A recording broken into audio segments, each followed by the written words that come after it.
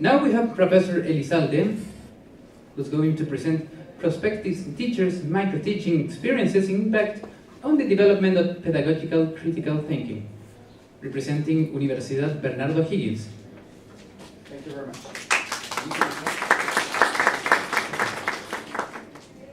Okay, so how are you feeling today?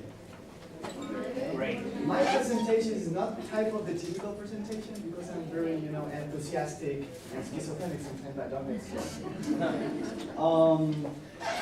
But yeah, I work at Bernardo Higgins University. I teach linguistics, grammar, some of the phonetic courses also, but mainly language. Okay, and actually in the pre-service teaching program.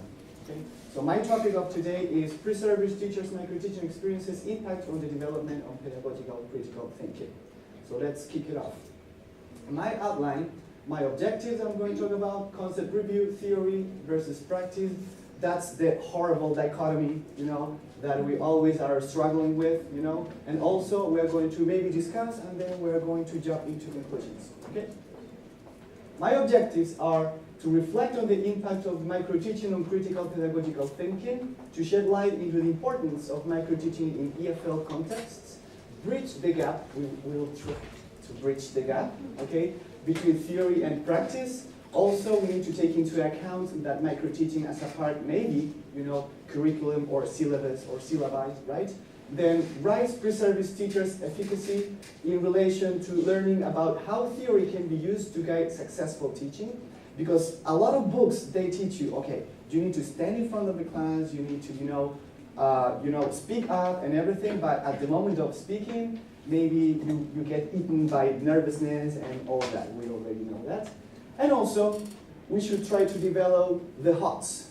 Do you remember what HOTS stand for? High order thinking skills, okay? Because we are going to be talking about critical thinkers, okay, today.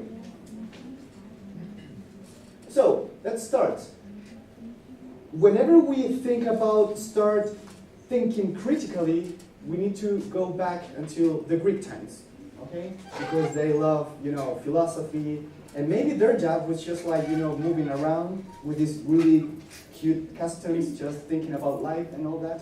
I really wish I was born in that age, okay? Then we can also talk about the taxonomy of the cognitive domain. The most remarkable, impactful guy is Bloom, right? But I have something to say about him too, okay? Because I am from the wings from Anderson's dichotomy, I would say. Also, we need to talk about Paulo Freire. Do you know Freire? Have you ever read about him? Okay. You shouldn't be here if you hadn't read Freire. Okay, being super honest.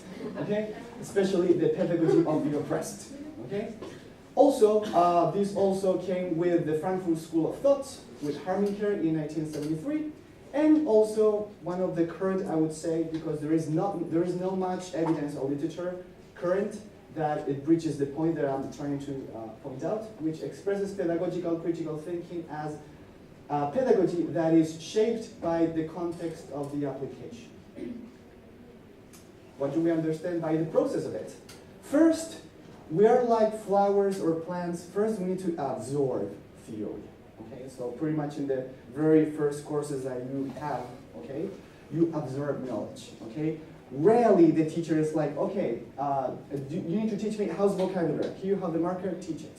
Okay, that's a bit irresponsible, I would say. Okay, because you are not well prepared yet. Okay. Because of that, you need to pass through the period of the process of reflection over your pedagogical practices. It's like, did I do it well? Did I do it wrong? Is it my voice, like the volume, is it correct? And so on, okay? And then we need to take action into that, okay? We need to be like, okay, I'm going to change my voice, I'm going to change maybe my body language and everything, okay? For example, I remember my very first classes, I was just standing here in the corner. I thought it was just like a pack of wolves trying to eat me out, okay? But then it's like just experience, okay? Here, the key is like, you need to have fun while teaching. That's the key, okay? The mixture between these three concepts, we need to, give birth to practice, okay? Or praxis, okay, in Latin. Here we have the dichotomies that I was talking about. We have on the left hand, we have Bloom's, and then we have Anderson's, okay, taxonomies. Maybe you already know this, okay? The main change was here that the HOTS, that they were talking on the first, okay, the higher order thinking skills, they moved, okay? Because at the beginning it was just like knowledge, we need to comprehend, you know, application, analysis, synthesis, and evaluation, and here we moved, okay? Because Anderson thought, very cleverly, okay, that students at the moment of actually learning or teaching teachers, okay, they need to create, okay? If you don't create, you don't learn from your mistakes, okay? Teachers' self-pedagogical regulation model, we also need to start by, you know, reflecting in our pedagogical practices. It's like, okay, and that means planning well, okay? So it's like, okay, I'm going to start with this ice-breaking activity. Then 2 minutes later, I'm going to do that. At the beginning, you have to do that, okay? Then, of course, we have the planning itself checked maybe by your teacher, okay? Assessed by your teacher. Then we need to take action on that, maybe practice it at home and so on. And then maybe we need to face evaluation or self-evaluation by yourselves. Okay, that's a general regulation model regarding to teaching. Also, pedagogical critical thinking limitations. Okay, not everything is just like a paradise in here. We have limitations. One limitation is that most studies on focusing critical thinking focus only on developing EFL writing and reading skills. And there has been limited focus on the teaching and development of speaking skill. Why so? Because we have been maybe exposed, or we already know that when you are teaching pre-service EFL teachers, most of them, they master a lot of theory, they master maybe a lot of pronunciation, very sophisticated words, they would like to show off words sometimes, but we have a problem here, okay? They lack the attitude of speaking clear and loud to be understood by the students, okay? Because sometimes, if you want to teach, you need to be clear, okay? Otherwise, study something else, okay? Then we have, regarding to Atkinson, claims that the critical thinking pedagogy is appropriate only for particular disciplines, okay? And it's only applicable in Western contexts where critical thinking is a cultural norm. Would you agree with that? No. Not really. Not really. That's not the world. Not really. The world is wider than Western society. Excellent. That's the key. Are you a colleague of mine, right? Yes. I know this. Good.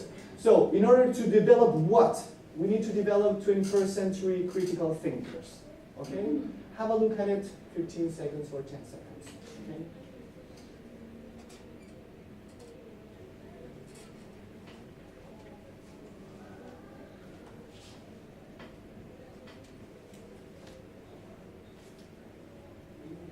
Whenever you go to your internships, whenever you go to your schools, whenever you go to, for example, to your universities, institutions, do you encourage your students maybe to foster those things? For example, these aspects, to be open-minded, you know, to engage in problem-solving or task-based, you know, workshops or activities. Do you analyze them? You push them for them, you know, to reason about it or to evaluate their tasks? Do you make them reflect on their learning? It's like, this is a hard job to do because we need to teach language, we need to teach pretty much how to project your voice and everything, but also we need to develop these skills, okay? Students are not rather, you know, seen anymore just like empty vessels, okay? They are thinkers, and we need to potentiate that. Otherwise, education would be just like my mother was taught, right? I'm not saying that it was good, but maybe. Okay, pedagogical critical thinking activities, okay, to develop on your students, okay? These are the typical games or activities, 3 of a kind. For example, maybe you can use mimicry or mime here. It's like, okay, here we have running, eating, and talking. What type of verbs I'm talking to? For example, yeah, Jaron, say it, you got a kind. Okay, whatever, right? Then, for example, puzzles about concepts and vocabulary regarding to maybe the concepts you are teaching, okay? Then, rebus puzzles, that could be drawings plus letters, trivia, micro-teaching YouTube videos. This is a really nice technique that I just found out maybe like 2 years ago. We need to use technology to cut their attention. Maybe there is no question on that.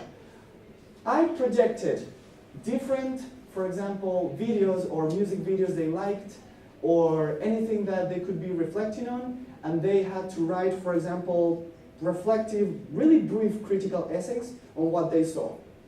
And then we're going to be moving fast from that. Maybe in that class, I'm going to give them 4 or 5 different videos, and in that case, what we are developing there. Listening, maybe, what else? Writing, or maybe to try to expand the vocabulary also. Okay, that's a really nice one too. Also, board games regarding to strategy, and then maybe the most classical one is direct questions. For example, how do you feel teaching when you were teaching, right? Or the other one, what aspects would you improve next time? Okay, that's a key. This is pretty much the rubric that I'm using currently, for example, to evaluate my students. Okay, on the left I have 5 points. You know, at the beginning, the performance or performance level. For example, begins to an answer, offers simple answers, recognizes alternatives, understands issues, and explains the answers. Okay. Regarding to the other components, do they generate ideas, or are they using support for their story, or are they learning? Are they like sharing knowledge with our students? Okay. Regarding to micro-teaching now, okay. This was first coined by Allen in 1963 at Stanford University. This was micro-teaching is not a method; it's a technique. Okay. Allen also suggested that it's a scaled-down teaching encounter in class size, class time, and content. So in other words, it's like the first encounter that pre-service teachers face, you know, beforehand they are teaching in real world. Call it either fake or not, is pedagogical experience that is extremely valuable to be furnished, okay? Then also we have intensive focus opportunity to experiment with aspects of practice and then learn from that experience that was from McDonald's, or also developing tomorrow's teachers. I love that one. Okay? We are exposing them to real world. Even though, for example, micro-teaching, some authors or writers or linguists, they claim that it's fake environment, you also need to take into account that everything good, it's for your own gain. For example, if you gain pedagogical experience, call it either fake or not, it's experience. Okay? And then, that's my quote, I would say, or that's my thought. Stanford's teacher training, that's a technique applied to master learning teaching skills. Okay? That's the micro-teaching cyclic model. First stage, we need to teach our kids, you know, how to plan, right? Good planning implies good teaching, not improvising. Then also, planning that goes with good teaching also is essential. It's the core to provide feedback. Call it oral feedback, corrective feedback, right? And then the other part of the cyclic model, here we need to replan, reteach, and re-feedback in order to, you know, to give a closure to the entire teaching class. Micro-teaching benefits. It broadens teaching techniques repertoire, okay? Bridges the theory between theory and practice dichotomy, provides additional practical experience, and many others. You know, micro-teaching materials, okay, you can be used. Micro-teaching activities, okay. I didn't write down any because there is a vast variety, there is robust literature regarding to activities regarding to micro-teaching. That's how I evaluated it. Sorry, I'm rushing because I think I spoke too much. Micro-teaching limitations, limited amount of students, right? Hampers classroom climate authenticity, it hinders, it's not real, okay? Then time-consuming activity, okay? Then we have artificial context, it requires insightful supervisors, okay? And then feedback time restraints. It's a problem to provide feedback sometimes because it's a time-consuming activity, as I said before. Theory versus practice, and then the discussion is it core to apply microteaching to EFL prospective teachers? What do you think? You, teachers, do you apply it in your classrooms? Do you? Kind of? Never? Not at all. Yeah, tell me. I'm a student, so I've done the microteaching. Yes? And I think there's a really positive side about them. Yeah. About the practice itself, that it just allows you to let your imagination go wild. Sure. And do the biggest thing you can do into a classroom. But I think sometimes it's not correctly guided. It goes really far from Guided by whom? By you? By the teacher. By the teacher. Yeah, by the teacher who is evaluating the microteaching as a teacher. But if you don't guide the students correctly, it goes way. They're just like a driftwood in the ocean. You're just like lost. You go way lost and you don't get the experience to teach correctly. Correct. Because it goes really far from reality. Excellent. And then maybe later on you replied incorrectly in real context, and those poor little souls are absorbing that. You know, so we are really responsible for it. Then, when is it pertinent to start giving micro-teaching tasks to your student? Is it pertinent to be giving those tasks whenever they are freshmen? Let's say first year, second year, third year. Maybe that would be food for you. Okay? Micro-teaching versus pedagogical critical thinking. Maybe the most relevant one, it's Freire, you know, who asserts that the core aspect of critical pedagogy is to unravel discouraging teaching situations, to be prepared. Okay?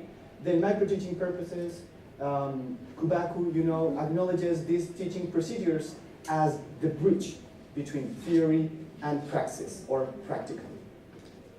Conclusion, provided feedback after micro-teaching plays an important role in bolstering their pedagogical critical thinking, okay? So, in order to conclude, you need to also teach, learn, you know, in relevant social context, okay? Then also unfolding pedagogical empowerment, okay? That is provided by the experience. Then revamping the means and the ends of teaching and learning, and fostering preservative EFL teachers' self-pedagogical regulation. Food for thought, okay? We learn to do something by doing it. There is no other way. Okay, so expose your students to do it, little by little, okay? Then let early education be sort of amusement, okay? Because being that way, they will enjoy that. You know, you actually see whenever a teacher is enjoying what he or she is doing, okay? If the teacher is just like, it's like if that teacher doesn't cause an impactful, you know, bridge between you and the other person, it's hard to get, okay? And then the last one, I really like it because I'm a really fan of Rocky, okay, which has nothing to do with this conference, okay?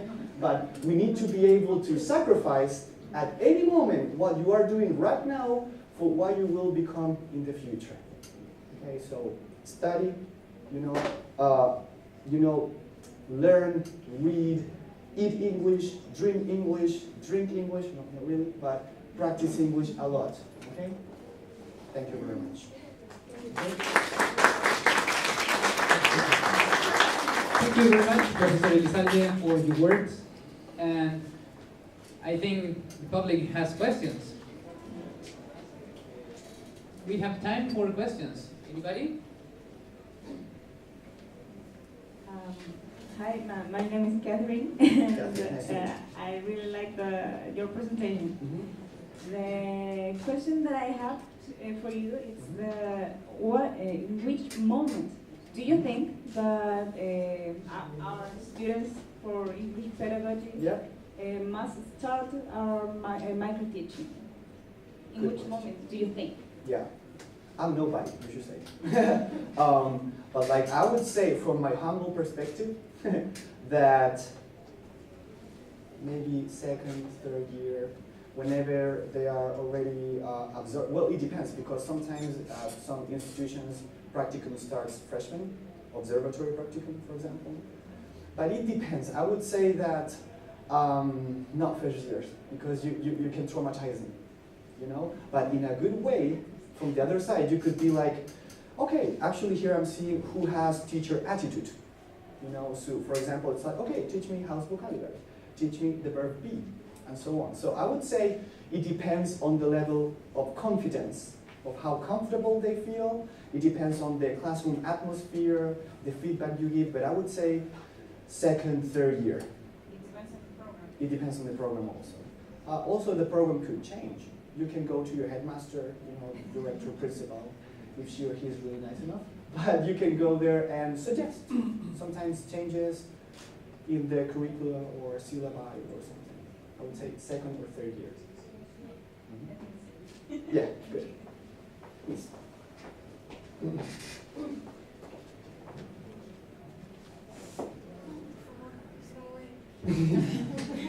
No paparazzi. I'm a student of pedagogy in English. Yes? It's on. That's all. And I just started to learn and study about pedagogy and in English. Good. And in your opinion, pedagogy, it's a career that you use like a lifestyle, or more like a costume that you use and put to show to a lot of people? That you are a teacher. You are a teaching in your common life, or Yes. just in the classroom? Good question. Oh, you put me against the ropes. But I would say that, from my humble perspective, once again, I would say that you are a born teacher. You know, whenever you have, you know, that willingness, that eagerness to teach, that you know, I don't know how to describe it because it's so hard. Because I was teaching maybe soccer to my little brother, and then I realized that I had the patience and I had the attitudes, but in my daily basis, I try to teach every day. Even though my nephew, he is like 2 years old and he knows already the stars, moon, and everything. So the earlier you start, the better, because we need that kind of teachers in this type of society. We need critical teachers. Teachers, there are a lot. English teachers, a lot. But critical EFL teachers, that would be food for you. For you, okay? It's like, I don't know, maybe you also, these type of conferences are good also to start looking up at models at your teachers. Like, oh, I like how the way she explains it. I like the way she starts the class, you know, provides examples, or the exemplifications, and then how she closes the lesson, you know? That I recommend you to see, for example, or watch YouTube videos, how to start a class, how to finish a class, how to have different activities. So in that way, you are going to be immersed in the teaching world. You're going to be, teachers are never, they never stop learning, you know, because how can you just stop teaching, or stop learning, or stop reading, or stop studying, and then you are going to be like, okay, you need to teach, and if you stop studying, you know, it's like you need to do the whole circle. But I will recommend you, and I would congratulate you right now because you picked the most beautiful program and curriculum. Colleague, you are a colleague already. Thank you very much. An applause for. We have one more question. Yeah, one more question. Or, yeah, 2 or 3. Hello, my name is Sandra. Hello, I Sandra. come from Calama, second region, and extreme north. Yes. It's a pleasure to be here sharing Pleasure to have you. about critical thinking. I think that it's very important to include these skills or life skills Sure. in our curriculum and in our students. Because when we are, as you say, why we are teachers, we have a purpose or a philosophy, a teaching philosophy. Yes. Each of us, we have our own teaching philosophy and our objectives. In my case, I come from a touristic area Nice. where English is essential. Yeah. And also I come from a mining area. Oh. As you know, Calama is the Codelco Chitomata and is the economic center that is necessary to our country. And It's I not feel very, Santiago. You hear her? yeah, and I feel very proud. And Yeah, I try to transmit this with my students. We have another class in my area. We have astronomical research, one of the most wonderful and biggest. When you are talking to why we are teaching, I choose to be a teacher, but I have an objective. And I think that it's our responsibility to implement to our students not only a knowledge or how to express grammatically or in a community way, but also to have the soft ability as we learn in the first speak, Miss Monica, talk about emotions, about how we can